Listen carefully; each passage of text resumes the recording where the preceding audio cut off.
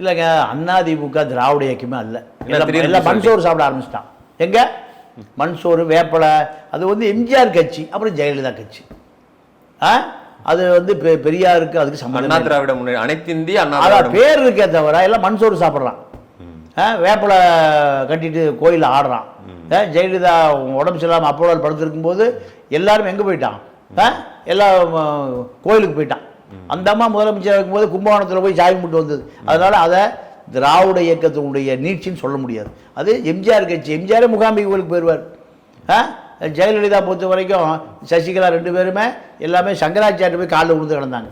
ஆடு வெட்டாது கோழி வெட்டாது மக்கள் பூரா எழுத்த உடனேயும் அப்புறம் வாபஸ் வாங்கினோம். அதனால் அதிமுக திராவிட இயக்கத்தினுடைய நீட்சி அல்ல. அது முடிஞ்சு வச்சா நீங்கள் இப்போ அதிமுக பெரியார் படத்தில் ஸ்டாம்பு சைஸோடு போடுறதில்லை. ஸ்டாம்பு சைஸில் இப்போ யார் போடுறான்? திமுக தான் போடுது. அப்போது திமுகவும் பெரியார் கவசத்தை போர்த்தி கொள்ளுகிறதே தவிர இப்போ மோடியா லேடியா ஆர்எஸ் ஜெயலலிதாவுக்கு நாடாளுமன்ற அத்தனை சீட்டு ஜெயிக்குது, சட்டமன்றத்திலும் ஜெயிக்குது. ஜெயலலிதா செத்து போன பிறகு நேராக போய் எடப்பாடியும் போய் சென்றார், பிஜேபியில் போய் சென்றார்.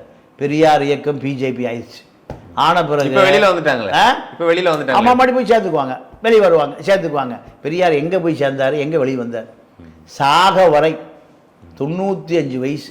நீங்கள் கிட்னி ரெண்டும் போய் சொட்டுன்னு மூத்திரம் ஒழுகிற போது கூட சமரசம் பண்ணது. அதுதான் பெரியார். அப்போது பெரியார் கவசத்தை போட்டுக்கிறது, கருப்பு சட்டையை போட்டுக்கிறது.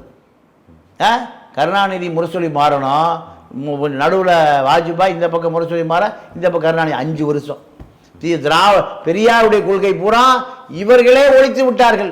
நீங்கள் டெல்லியில் பெரியார் படிப்பகம் 3 மாடி கட்டடம். அந்த காலகட்டத்தில் அடல் பிகாரி வாஜ்பாய் இருந்தபோது திமுக கூட்டணி ஆட்சியா இருந்தாலும் தமிழக, அதாவது நம்ம மாநில சுயாட்சி உரிமையோ மாநில உரிமையை விட்டு கொடுக்குற மாதிரி எதுவுமே திமுக பண்ணிடல. இல்லை சார், மாநில சுயாட்சி எல்லாம் வந்து அண்ணா காலத்திலேயே கிழிச்சு தூக்கி இல்லை. நான் சொல்றேன் மாநில உரிமைகளை விட்டு 75ல் மாநில கல்விக் கொள்கையை டெல்லியில் எடுத்துகிட்டு போயிட்டான். எல்கேஜி குழந்தை என்ன படிக்கணும்னு யார் முடிவு பண்ணுவா?